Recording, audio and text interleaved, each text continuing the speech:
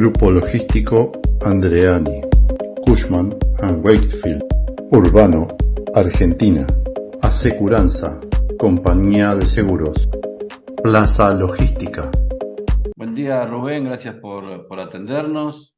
Bueno, la idea un poquito es que nos cuentes cómo es el tema de la gestión de riesgos en el transporte vial ante una emergencia, cómo son los temas de medio ambiente, bueno, un poco todo lo que vos has desarrollado en tu carrera y estás como junto a CATAM trabajando en eso, ¿no es cierto?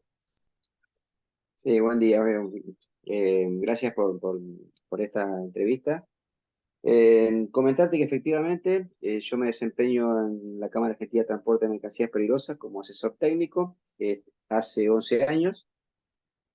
Soy de Santa Fe, soy licenciado en Ingeniería en el Trabajo, especialista en el tema de transporte de cargas peligrosas y fundamentalmente tengo una experiencia de haber trabajado en Protección Civil de Santa Fe en el tema que tiene que ver con amenazas tecnológicas, fundamentalmente asociadas al tema del transporte, ¿no? Respecto al tema que me plantea, la gestión de emergencias en el transporte de cargas peligrosas, eh, existe en el reglamento para el transporte de cargas peligrosas, que es el anexo S del decreto 779, que reglamenta el de tránsito y seguridad vial, un capítulo, el capítulo 4, que habla de procedimientos en caso de emergencia, ¿sí? Entonces, es una de las pocas normativas nacional que tiene específicamente cómo proceder en el caso de una emergencia en el transporte de cargas peligrosas, que curiosamente no es muy conocido, ¿sí? Fundamentalmente en la reglamentación lo que establece los actores, como sabemos en el transporte de cargas peligrosas, vos tenés el fabricante, el dador, el transportista y el destinatario o el cliente. Y dentro del procedimiento en caso de emergencia, lo que establece fundamentalmente, primero, la reglamentación habla que una emergencia no solo es un accidente, sino que cualquier tipo de inconveniente que suceda durante el trayecto, durante el transporte, que amerite que el vehículo tenga que detenerse, ¿sí? Entonces establece el procedimiento que frente a una situación o de accidente o de cualquier inconveniente que suceda en el trayecto, el conductor está obligado a poner en conocimiento a la autoridad, digamos, de emergencia más próxima al lugar del accidente por el medio que tenga disponible, ¿sí? A partir de ahí, nosotros tenemos que, el reglamento avanza sobre, digamos, el deber de asistencia y colaboración que tiene, tanto sea la dadora de carga o la destinataria. ¿Por qué lo plantea de esa manera? El que esté más cerca del lugar del evento, ¿sí? Y bueno, a partir de acá, esto se asocia después a la documentación del transporte, documentación de puerto obligatorio. Fundamentalmente hay dos documentos de puerto obligatorio que son muy importantes en el transporte de cargas peligrosas, que tiene que ver con la declaración de carga y la ficha de emergencia. La declaración de carga, dice el reglamento, puede ser reemplazada por el documento fiscal, siempre y cuando respete determinados requerimientos. Los más importantes son la denominación apropiada para el transporte, que tiene que estar conforme al listado que obra la reglamentación técnica, que en nuestro país la resolución 195 del año 97, y el número de Naciones Unidas, número de clase y número de división. Yo no sé si los alumnos por ahí han avanzado en estas particularidades de conocer algunas cuestiones técnicas, como para que lo puedan entender, ¿no? Pero, digamos, no es una declaración de carga simple, sino que tiene que cumplir estos requerimientos de tener los datos específicos de la carga peligrosa transportada. Y eso es acompañada por la ficha de emergencia. La reglamentación la llama instrucciones escritas para caso de emergencia, donde en este documento se establece justamente la denominación de propiedad para el transporte del documento, las características de peligrosidad, la intervención que tiene que tomarse en el caso de un derrame, de una fuga, de un incendio, primeros auxilios, ¿sí? Protección del ambiente, y establece los teléfonos de los servicios de emergencia. En el caso de un evento, cuando asisten los respondedores, el conductor lo que hace, independientemente de tomar las primeras recomendaciones, que obviamente tienen que ver con, depende del tipo de producto transportado, aislar la zona, ¿sí?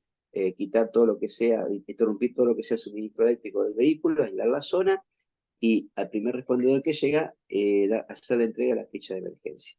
Con la ficha de emergencia se dispara toda una serie de acciones en las cuales fundamentalmente el rol más importante lo tiene el servicio de bomberos. ¿Por qué tiene un rol importante el servicio de bomberos? Y porque se entiende que, de acuerdo al equipamiento de protección individual, ¿sí? Es el que tiene la capacidad de poder acceder en la zona de emergencia. Vos viste que se conoce lo que es el escenario de la emergencia. Si hay una organización, lo que es la zona de impacto, ¿sí?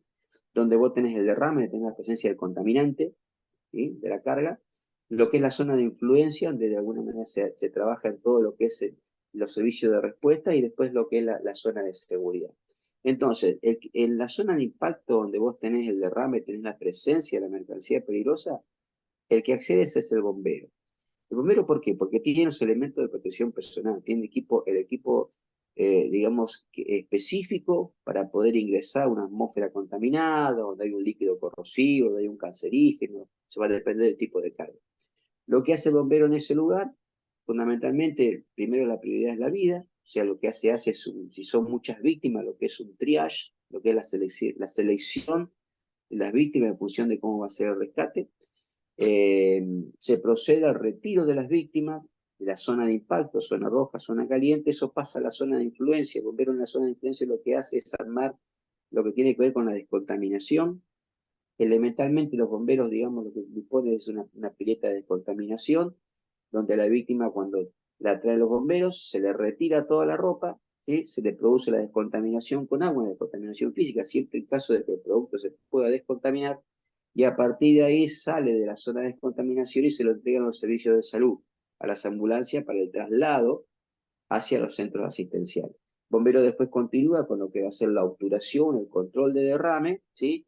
Aseguramiento de la zona, y una vez que se tiene el control de la zona, ahí pasaríamos a lo que tiene que ver con la respuesta secundaria a la emergencia, que tiene que ver con la gestión del pasivo ambiental que se puede haber llegado a generar, y fundamentalmente lo que va a hacer después recuperar el vehículo, lo que es la cuestión del trasvase de cargas, y que es hacerlo en situaciones de emergencia. Bueno, es una cuestión un poquito más complicada, pero ya tiene que ver con la respuesta secundaria a la emergencia. Esto es lo que sucede cuando tenemos desde la reglamentación, hicimos todo un correlato del momento que tiene que ver con la emergencia. La verdad que es lo que está escrito, ¿sí? Ahora, Claro. algunas empresas han avanzado en lo que es la gestión de riesgo, fundamentalmente las dadoras de carga, en algunos aspectos que son importantes de mencionar. La reglamentación establece que el itinerario, el recorrido para el transporte de cargas peligrosas, lo tiene que definir el transportista.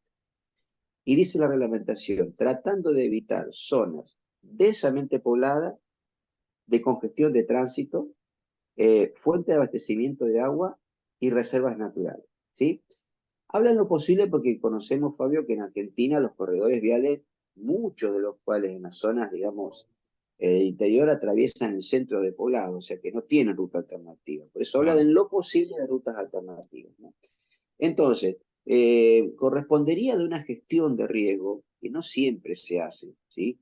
Establecer, digamos, en la selección del itinerario, considerar estos requisitos que plantea la reglamentación, ¿sí? Para estar en línea con el cumplimiento de requisitos legales, pero además considerar también una evaluación del corredor en lo que tiene que ver la capacidad de respuesta a los servicios de bomberos. Depende de la carga que vos estés transportando, si tiene un impacto importante en la salud, conocer de alguna manera, bueno, cómo se organiza el servicio de salud. Algunas empresas hacen capacitaciones en todas las localidades donde atraviesan productos muy complicados. Establecer algo lo que es un formato de lo que debería ser un plan de emergencia, que la reglamentación no te lo pide, pero es muy interesante. Y en función, y también vos dentro del corredor y esta evaluación que deberías ser importante hacer, insisto, solo las grandes dadoras de carga la tienen, eso se acompaña con lo que es un seguimiento satelital de la unidad. Considerar el seguimiento satelital de la unidad, que aquellos vehículos que tienen seguimiento, lo que es el GPS basado en la señal del celular, considerar de que hay zonas en Argentina muy importantes donde vos no tenés señal de celular y donde perdés el seguimiento del vehículo. Bueno, ¿qué plan de acción se va a tomar en esos casos? Porque el vehículo, qué sé yo, aparece, vos tenés señal hasta el kilómetro 478 y te aparece en el kilómetro 550. Entonces, ¿qué pasa en ese trayecto? ¿Cómo lo definís en la gestión de riesgo? Considerar la gestión de riesgo también lo que aparecen como elementos digamos, lo que tiene que ver con los siniestros viales como causas, ¿no? El tema de la fatiga, por ejemplo. ¿Sí? Los conductores saben que no pueden sobrepasar por las capacitaciones que tienen obligatorias para la obtención de la licencia habilitante, saben que no pueden pasar de 4 horas de conducción ininterrumpida. ¿Sí? Entonces, muchas horas de carga establecen un tiempo de conducción ininterrumpida menor, 3 horas, 3 horas y media, algunas más estrictos, 2 horas. ¿Sí? Entonces, en el tiempo de conducción ininterrumpida, tomando velocidades promedio, una vez que se selecciona el corredor, buscar los lugares de detención que reúnan las condiciones para que el vehículo pueda detenerse y el chofer el conductor tiene que bajar, verificar las condiciones de seguridad, que no existan fugas en el vehículo, para poder, digamos, en su trayecto continuar viaje, ¿no? Y si el trayecto involucra lo que es el horario nocturno, ¿qué lugares va a tener para pernoctar el conductor?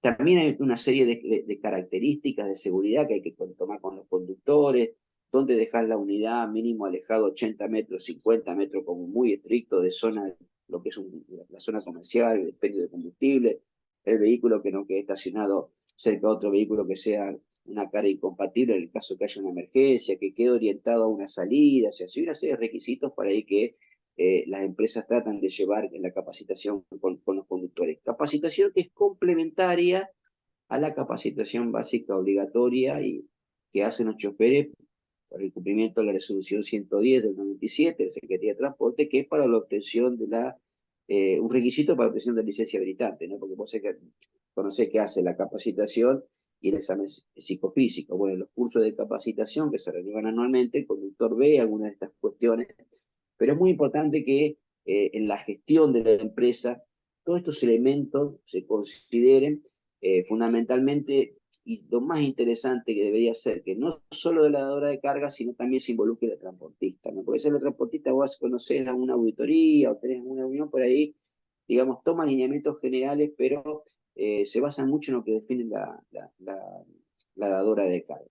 Y después, bueno, está el tema de comunicaciones, donde la comunicación del evento, vos conocés perfectamente que CATAM tiene lo que es el Centro de Información para Emergencias de Transporte, que la función fundamental es recibir la llamada de la empresa cuando está asociado y canalizarla, digamos, dar aviso a los distintos respondedores que están ubicados en la jurisdicción para coordinar una respuesta, digamos, más eficiente. Y eso también se planifica con algunas empresas en lo que tiene que ver cómo van a ser las comunicaciones. Algunas empresas han trabajado incluso en definir quién es el interlocutor que va a trabajar con los servicios, digamos, de prensa cuando hay algún tipo de emergencia. O sea, la verdad que la organización es extensa, compleja, pero creo que por ahí los pilares básicos muy elementales lo estamos charlando, ¿no? Ahora, Rubén, o sea, queda claro que la carga esta lleva un tratamiento particular diferente a la carga común, ¿no es cierto? Por todo Sí, lo que vos me venís sí. comentando. Y ahora, en el caso de la Argentina, en todas las provincias y en todas las zonas están capacitados los bomberos, defensa civil, no sé, en atender este tipo de, de riesgos, o las empresas dadoras es como que denuncian su ruta para poder chequear esto, ¿no? O sea, que hay una articulación entre el Estado, los entes, los privados. Es una pregunta difícil la que te va a hacer Fabi, ¿no? Digo, porque puede haber Eh, algún rincón de la Argentina que no. no, no, la verdad, mira, sinceramente,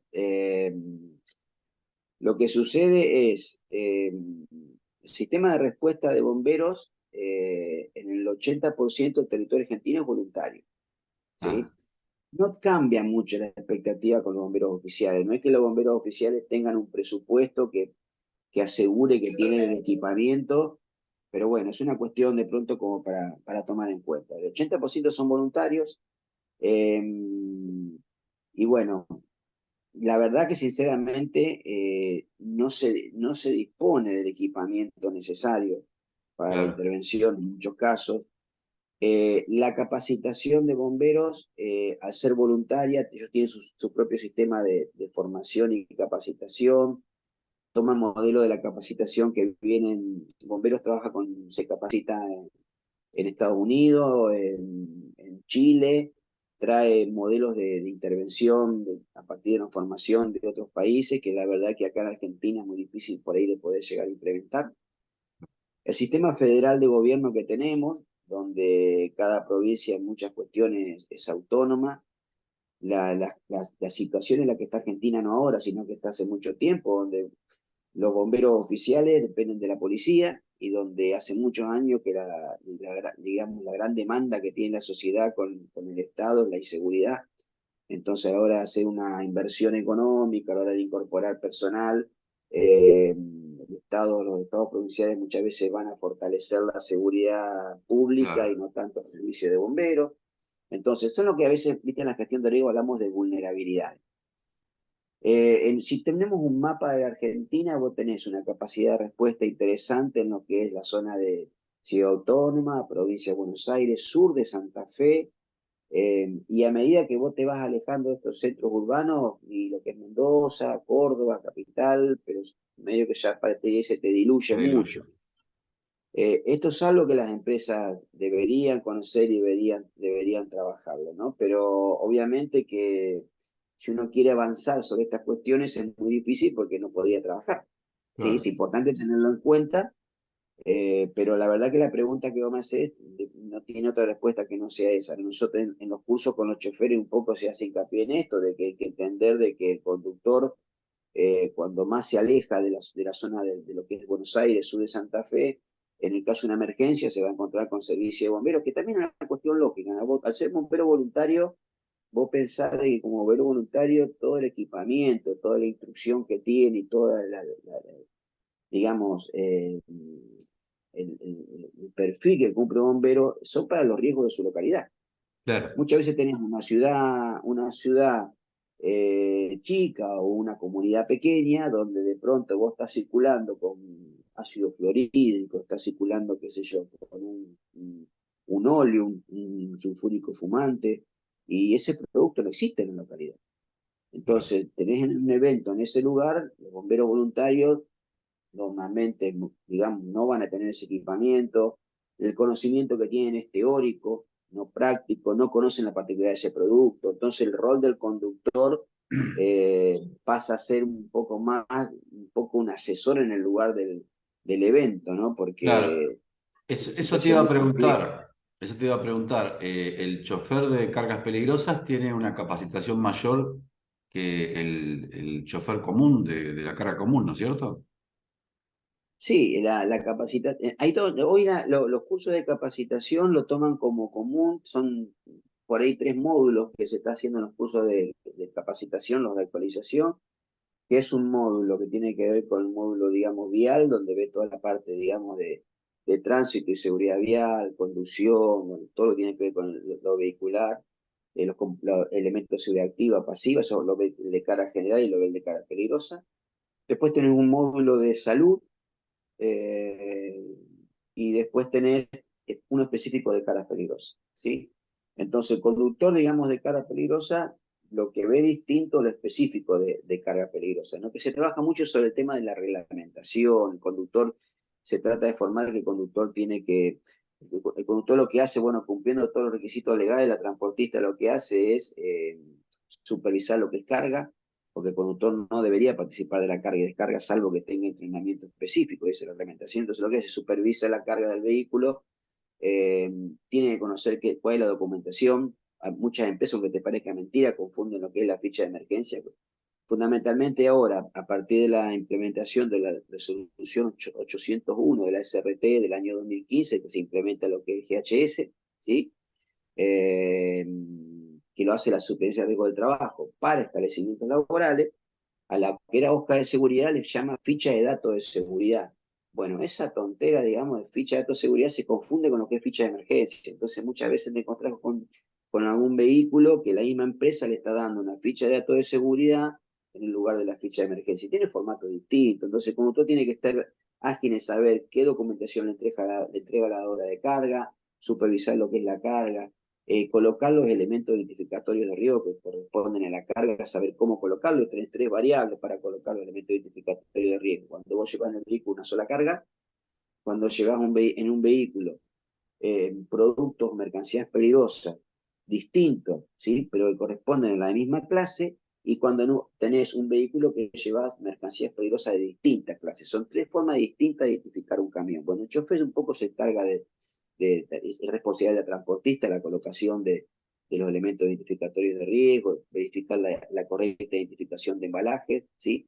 Después tiene la capacitación específica en todo lo que es el itinerario, lo que hablamos hoy, ¿no? Los lugares de detención, qué cuidados tiene que tener, cómo supervisar, cómo controlar el vehículo, y lo que tiene que ver con la supervisión de la descarga. Entonces, dentro de ese contexto hay un montón de información que el chofer tiene que recibir para poder cumplir con esas, digamos, exigencias.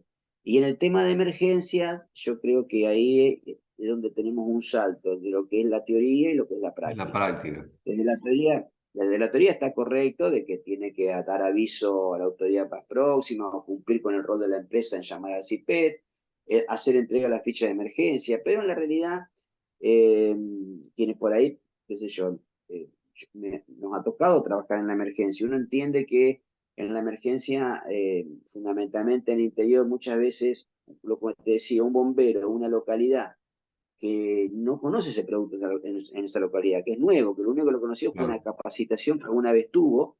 Es como que creo que nos pasa a todos los seres humanos. Nosotros necesitamos hablar con alguien, que a vos te traigan un documento, una hoja, y te digan, che, mira, acá tenés todo lo que tenés que hacer. Es como que uno quiere preguntar, necesita hablar con alguien. Claro. Y la persona que tiene para hablar en el momento es el conductor, en el inicio de la emergencia. Entonces, el conductor tiene que entender que en la práctica la demanda que va a tener va a ser esa, ¿no? Porque yo tengo muchas fotos que podríamos mostrar, donde de pronto vas a ver el patrullero estacionado al lado de un vehículo cargado con gas, sí, volcado. Igual si no, una locura por los elementos de chispa, la posibilidad de una nube de gas. O sea, hay muchos errores que se cometen. La policía también. Vos pensás que está formada y entrenada en lo que es seguridad pública. Todas las capacitaciones que se intenta hacer sobre el tema de respuesta a la emergencia, es como que el policía no entiende qué rol tiene que cumplir. Las ambulancias, te va a pasar en una emergencia, ninguna ambulancia va con un elemento de protección que permita tomar una víctima contaminada. Un Tyvek, ¿sí? Un elemento que te permita a vos una salpicadura de un producto. ¿Qué pasa si vos tenés un accidente? Porque en la práctica te puede pasar eso. ¿Qué pasa si vos tenés un accidente en el 20 de julio a las 2 de la mañana, con 5 grados bajo cero? El autobomba no viene con agua tibia para poder a la persona sacarle toda la ropa, bañarla y entregarla con cubierta al servicio de ambulancia. Entonces, esto realmente ninguna ambulancia considera como hipótesis de riesgo esto, no tiene los elementos de protección personal, no tiene la capacitación. Cuando vos haces un simulacro y convocás la ambulancia y los choferes, pasa siempre esto, ven al bombero vestido con ese traje azul tipo astronauta y dicen, pero ¿por qué está vestido así? No, porque el producto es cancerígeno. El bombero como criterio te dice, pero a mí no me lo puede subir a la ambulancia si la persona está contaminada. Mirá que yo no tengo nada. Claro. ¿Sí? Entonces, cuando vos entras a profundizar en lo que me estás preguntando, la situación es mucho más compleja. Tenés policía con desconocimiento, servicio de salud que no te puede tomar una víctima para poder trasladarla, los centros de salud que no están preparados para recibir víctimas contaminadas, tienen un plan de adecuación para recibir una víctima contaminada, y los servicios de bomberos que, como hablamos, ser voluntarios y estar preparados para emergencia en su localidad, muchas veces no tienen los equipamientos y las prácticas en atender este tipo de emergencias, ¿no? Perfecto. Por último, te quería preguntar, Rubén, ¿las empresas tienen que estar certificadas? ¿Las unidades tienen una revisión periódica distinta al Sí, resto? no, el tema es así. En lo que vendría a ser los vehículos, las certificaciones que cumplen son las mismas, digamos, de los de carga general, ¿no? Con la diferencia en la antigüedad. La antigüedad de la unidad tractora, ¿sí? De un vehículo que transporte cargas peligrosas no puede tener una antigüedad mayor a 10 años, que lo que hace el Estado la puede prorrogar 2 o 3 años más, ¿sí? Eso es para lo que es, digamos, la unidad tractora. y en lo que son cisternas, por ejemplo, no tienen antigüedad, pero lo que tienen que cumplir son los ensayos, ¿viste? En Argentina, esta es otra cuestión curiosa, ¿no? Las únicas cisternas hoy que están siendo ensayadas son las que transportan derivados de hidrocarburos, las que dependen de la Secretaría de Energía.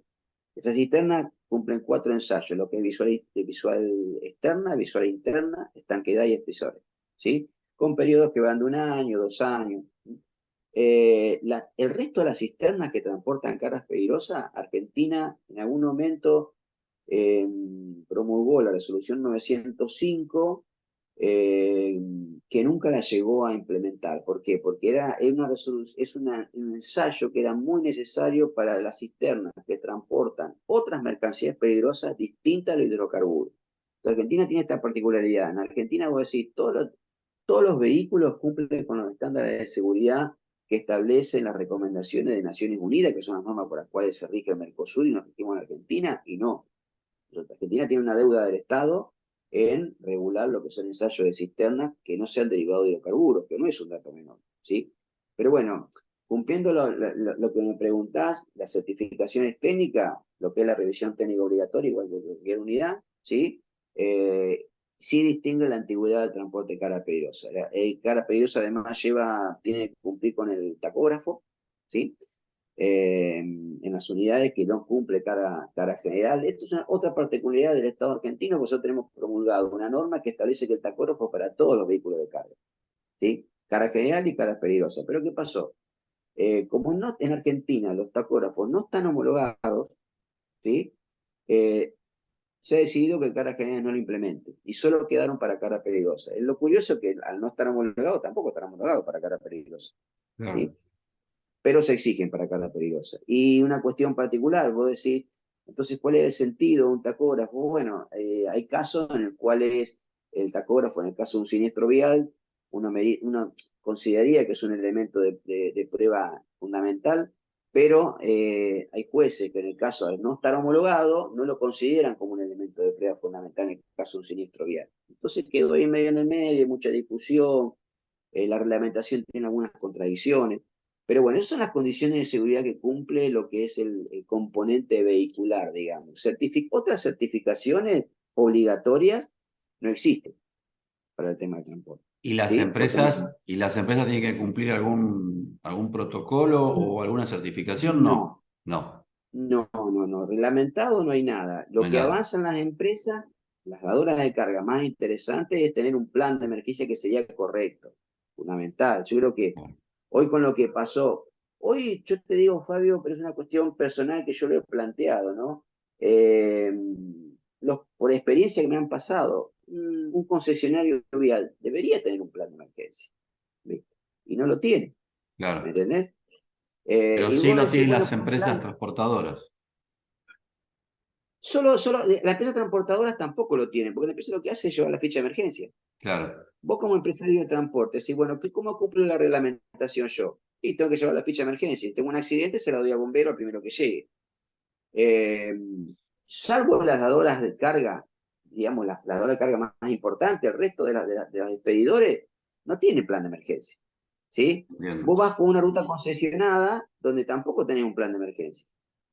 Entonces, más las concesiones de los corredores viales, ¿qué comprende? Y comprende un aporte mensual al servicio bombero de la jurisdicción, que nadie supervisa si ese servicio de bomberos tiene la capacidad de respuesta para atender una emergencia con mercancías peligrosas. Entonces vos haces el pago mensual de determinado valor que está relacionado a los litros de gasoil que le aportás al bombero, otro que le aportás a una ambulancia. En lo que es cara peligrosa nunca se trabajó en lo que son playas de estacionamiento o lugares apropiados para la atención del vehículo, por eso los choferes por ahí tienen que estar parando en lugares prohibidos, en una estación de peaje, en una estación de servicio, porque la Argentina nunca implementó los lugares, la reglamentación dice, el conductor solo puede tenerse en lugares habilitados, y no hay lugares habilitados, Claro, tenía que haber un ¿sí? corredor vial habilitado para mercancías peligrosas.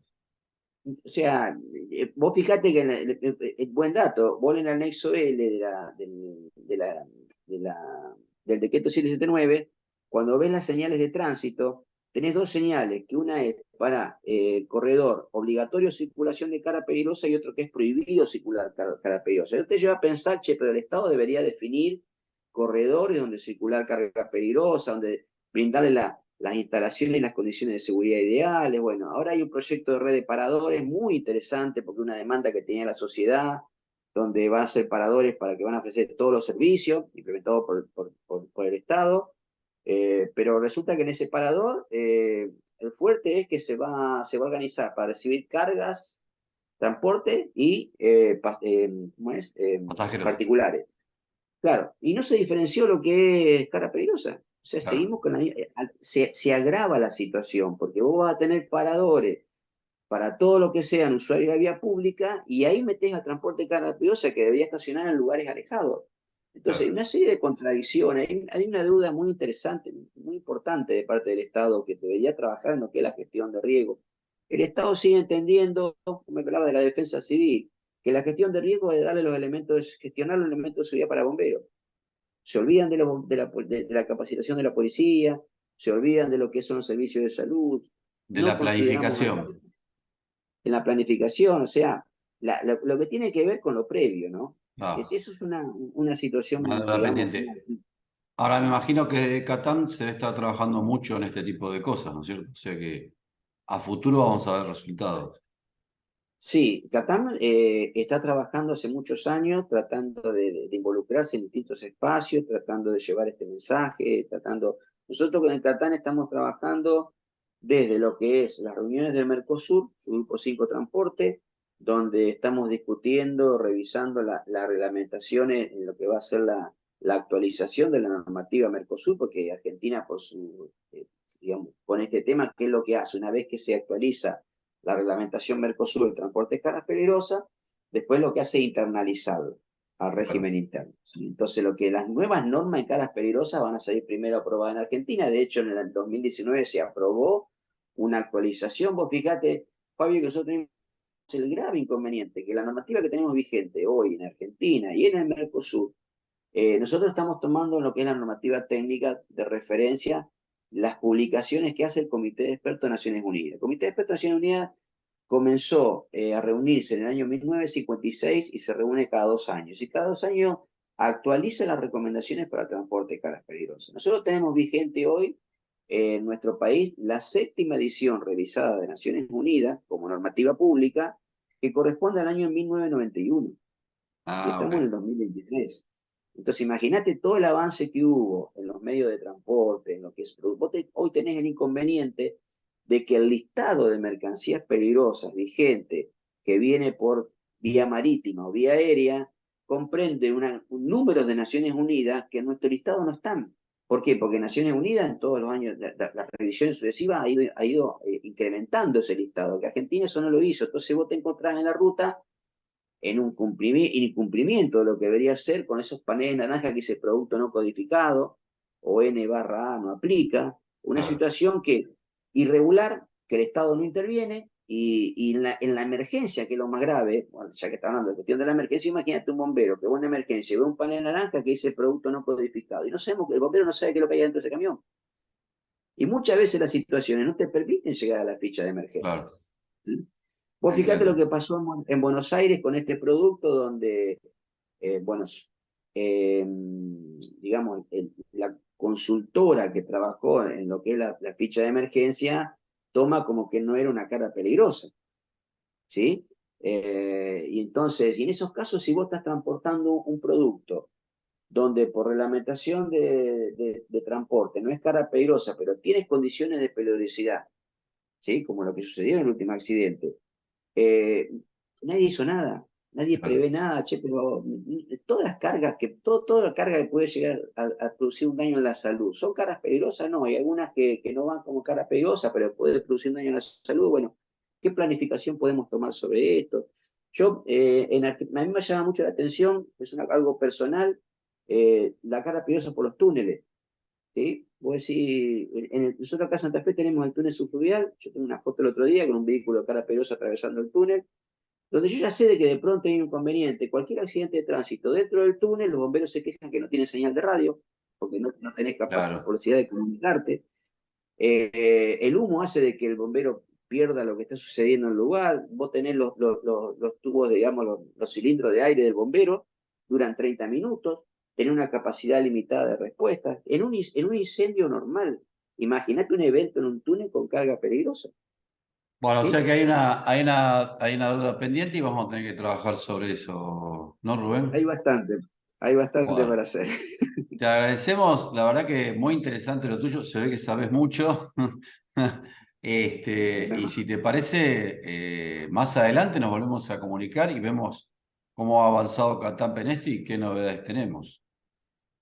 sí, sí, no hay ningún problema, Fabio. Tengo fotos, tengo imágenes, si vos te sirve. Perfecto. Así que lo que vos consideres, tengo armadas presentaciones sobre el particular, así que lo que vos consideres a disposición. Muchísimas gracias, Rubén, por estos minutos. Bueno, gracias a vos, Fabio, gracias a vos. Grupo Logístico Andreani, Cushman & Wakefield, Urbano, Argentina, Aseguranza, Compañía de Seguros, Plaza Logística.